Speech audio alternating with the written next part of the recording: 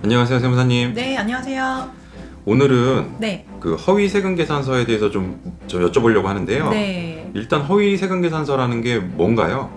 일단 간단히 말씀드려서 가짜 세금 계산서, 사실과 다른 세금 계산서 이렇게 말씀드려 볼 수 있을 텐데요. 거래 형태로 보면 세 가지로 나눠서 말씀을 드릴 수 있을 것 같아요. 첫 번째는 실제 거래가 없는데 발급하거나 수취한 거. 두 번째는 거래가 있지만 실제와 다르게 발급하거나 수취한 거가 될 거고요. 그러니까 금액적인 부분이 될 수 있습니다. 그리고 마지막으로 세 번째는 거래가 있기는 한데 거래 상대방을 내가 실제 A와 거래를 했는데 B로 발급하거나 수취한 경우, 이렇게 세 가지로 나눠서 볼 수 있을 것 같습니다. 그러니까 쉽게 얘기해서 그냥 가짜, 가공, 허위, 네. 과장 이런 부분이네요. 네, 맞습니다. 그러면 이에 대한 처벌은 어떻게 될까요?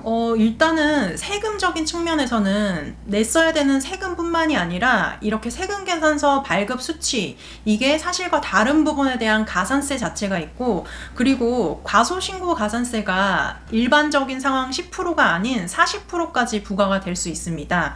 그리고 이렇게 사실과 다른 세금 계산서 발급하고 수취한 거에 대해서 세금뿐만이 아니라 형사 고발까지 될 수 있는 부분이 있고, 경우에 따라서는 뭐 벌금형 아니면은 뭐 징역형 이렇게 해당이 되실 수 있습니다.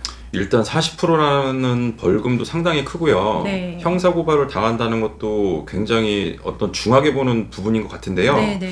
일단 형사고발은 뭐 경찰 검찰에서 하는 것이고, 네, 맞습니다. 예, 세금 부분에서는 국세청에서 담당을 하는 거죠? 네, 맞습니다. 이렇게 세금 계산서 관련해서 세무조사가 국세청에서 진행을 하게 되면 그 결과에 따라서 이렇게 경찰이나 검찰 수사기관으로 고발을 하게 되고, 그러면 수사가 진행된 후에 그 결과에 따라서 또 이렇게 형이 확정이 된다고 보시면 됩니다.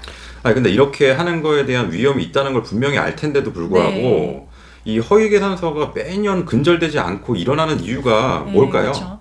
사실 보면 이제 이거를 세금 계산서 관련해서 일부러 의도적으로 한 경우는 또 많진 않습니다. 왜냐하면 모르고 그냥 단순히 생각해서 진행을 하시는 경우도 있고, 실수나 무지에 의해서 이런 경우도 있고, 아니면 뭐 거래처의 요청에 따라서 진행하는 경우도 있고, 사실 사안은 여러 가지 경우가 있습니다.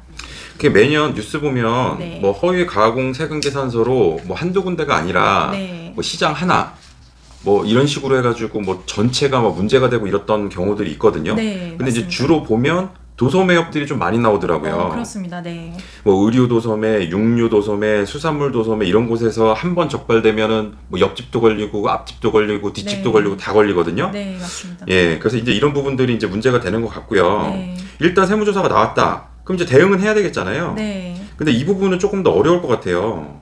사실 일단은 세금 계산서 관련해서 조사가 선정된 경우에는 어느 정도 혐의가 확실시 되어 있는 경우에 조사로 진행되는 경우가 많고, 그리고 그러다 보니 조사 대응을 하는 데 있어서도 근거 자료를 잘 갖춰서 대응을 해 나가야 되기 때문에 그런 부분에 있어서도 좀 일반 조사와는 다른 부분이 있고요.